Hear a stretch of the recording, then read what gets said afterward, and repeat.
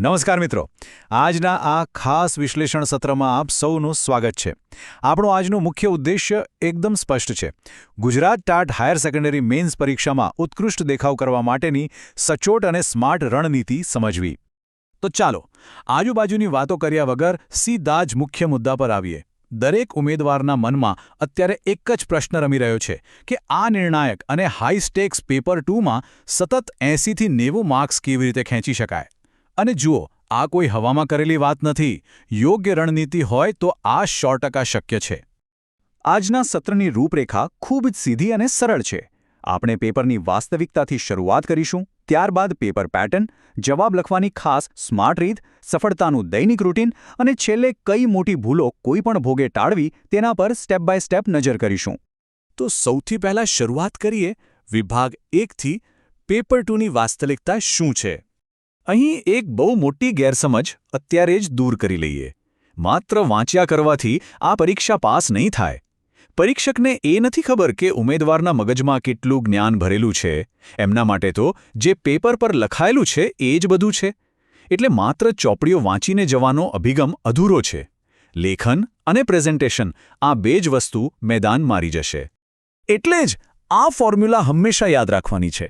Paper 2 એ માત્ર જ્ઞાનની કસોટી નથી, પણ તે પ્રેઝન્ટેશન, લેખન કૌશલ્ય અને એકદમ ક્લિયર કન્સેપ્ટની કસોટી છે. આ ત્રણેયનો સમન્વય થાય એટલે સફળતા પાક્કી. હવે આગળ વધીએ વિભાગ 2 તરફ, જ્યાં આપણે માર્કિંગ સિસ્ટમ અને પેપર પેટર્નના માળખાને ડીકોડ કરીશું. જુઓ, પરીક્ષામાં મુખ્યત્વે 4 પ્રકારના પ્રશ્નો જોવા મળે છે અને દરેકમાં અલગ રમત રમવાની છે. વિસ્તૃત જવાબો લખતી વખતે સતત ઘડિયાળ પર નજર રાખવી જ પડશે, જ્યારે હેતુલક્ષી એટલે કે ઓબ્જેક્ટિવ પ્રશ્નોમાં માત્ર 100% સચોટતા જ પૂરા માર્ક્સ અપાવશે. પેપર કેવી રીતે આવે છે તે સમજી લીધું, તો હવે જોઈએ વિભાગ 3, જવાબ લખવાનો જાદુ, જે ખરેખર માર્ક્સનો વરસાદ કરાવશે. પરીક્ષકને જો ખરેખર ઇમ્પ્રેસ કરવા હોય તો કોઈપણ જવાબને આ 4 ભાગમાં વહેંચવો જ રહ્યો. પહેલા પ્રસ્તાવના, પછી મુખ્ય મુદ્દા, વચ્ચે સરસ મજાનું ઉદાહરણ કે આકૃતિ અને છેલ્લે સચોટ નિષ્કર્ષ. આ સ્ટ્રક્ચર અપનાવવાથી પરીક્ષકને પેપર તપાસવામાં મજા આવે છે, એમનો માનસિક થાક ઘટે છે અને આ જ ખુશી વધારાના માર્ક્સમાં બદલાય છે.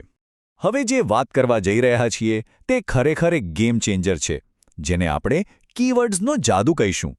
વાસ્તવિકતા એ છે કે કોઈપણ પરીક્ષક ક્યારેય આખો જવાબ લાઇન બાય લાઇન નથી વાંચતા. તેઓ સીધા જ મુખ્ય શબ્દો સ્કેન કરે છે.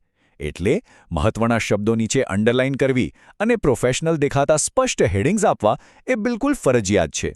અને આ જાદુ શીખવો કેવી રીતે? તો એના માટે અગાઉના વર્ષના પ્રશ્નો એટલે કે PYQની તાકાત સમજવી પડશે. છેલ્લા 5 વર્ષના પેપર સોલ્વ કરવા માટે ખાસ સમય કાઢવો જ જોઈએ. આનાથી એક્ઝેક્ટ ખબર પડશે કે કયા ટોપિક્સ મોસ્ટ ઇમ્પોર્ટન્ટ છે અને જવાબની ભાષાનો ફ્લો કેવો હોવો જોઈએ. આ બધી જ રણનીતિને અમલમાં મૂકવા માટે જોઈએ એક પરફેક્ટ ટાઈમ ટેબલ. તો ચાલો જોઈએ વિભાગ 4, સફળતા માટેનું દૈનિક રૂટીન. આ ડોનટ ચાર્ટ પર ખાસ નજર કરો. 80+ માર્ક્સ લાવવા માટે આ 6 કલાકનું એકદમ આદર્શ દૈનિક વિભાજન છે. 2 કલાક પ્યોર થિયરી માટે, 2 કલાક માત્ર ને માત્ર લેખન પ્રેક્ટિસ, 1 કલાક MCQ માટે અને 1 કલાક રિવિઝન માટે. આ બેલેન્સ સુનિશ્ચિત કરે છે કે મગજમાં માહિતી પણ જાય છે અને હાથ લખવાની સ્પીડ પણ પકડી રહ્યો છે. રૂટીન સેટ થઈ ગયું, પણ પરીક્ષા ખંડની કેટલીક ભૂલો બધી જ મહેનત પર પાણી ફેરવી શકે છે. તો વાત કરીએ વિભાગ 5ની. આ મોટી ભૂલો અચૂક ટાળો.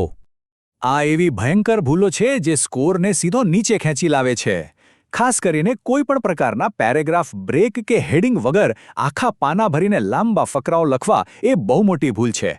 આ ઉપરાંત ઘરે પ્રેક્ટિસ કર્યા વગર સીધા જ પરીક્ષામાં પેન પકડવી એ તો જાતે કરીને પગ પર કુહાડી મારવા જેવું છે. આનાથી બચવું જ રહ્યું. બીજી તરફ પરીક્ષકને ખુશ કરવાની આ કેટલીક જબરજસ્ત ટ્રિક્સ છે. એકદમ સ્વચ્છ અક્ષર, વ્યવસ્થિત દોરેલા માર્જિન, ફ્લોચાર્ટ્સ અને હા, જવાબોમાં શિક્ષણવિદોના નામ કે ગાંધીજીના સિદ્ધાંતોનો યોગ્ય જગ્યાએ ઉલ્લેખ કરવો, આ બધું જ જવાબને સીધો ટોપરના લેવલ પર પહોંચાડી દે છે અને પૂરા માર્ક્સ કમાવી આપે છે. આ લાંબી અને મહેનતવાળી સફરમાં સતત માર્ગદર્શન ખૂબ જરૂરી છે. તો જોઈએ છેલ્લો વિભાગ 6, ગુજ્જુ સ્ટડી ઝોનની સપોર્ટ સિસ્ટમ. જુઓ, હંમેશા યાદ રાખજો કે જો તમારી તૈયારી સ્માર્ટ હશે, સાતત્ય જળવાય રહેશે અને રોજ લખવાની પ્રેક્ટિસ હશે, તો પછી 80 તો શું પણ 90+ માર્ક્સ લાવવા પણ 100% શક્ય છે. બસ પોતાના પર વિશ્વાસ રાખવાનો છે.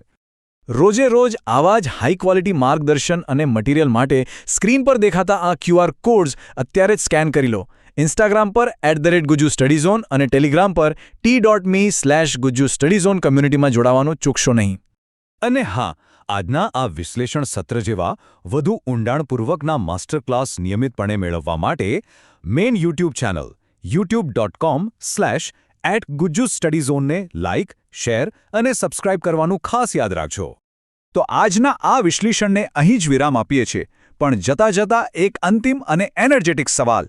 દરેક ઉમેદવારે કોમેન્ટ્સમાં ચોક્કસ જણાવવાનું છે કે આગામી પરીક્ષા માટે તમારો ફાઇનલ ટાર્ગેટ સ્કોર કેટલો છે. પોતાનો સ્કોર લખો, એકબીજાનો ઉત્સાહ વધારો, સાચી દિશામાં મહેનત કરતા રહો અને જળહળથી સફળતા પ્રાપ્ત કરો.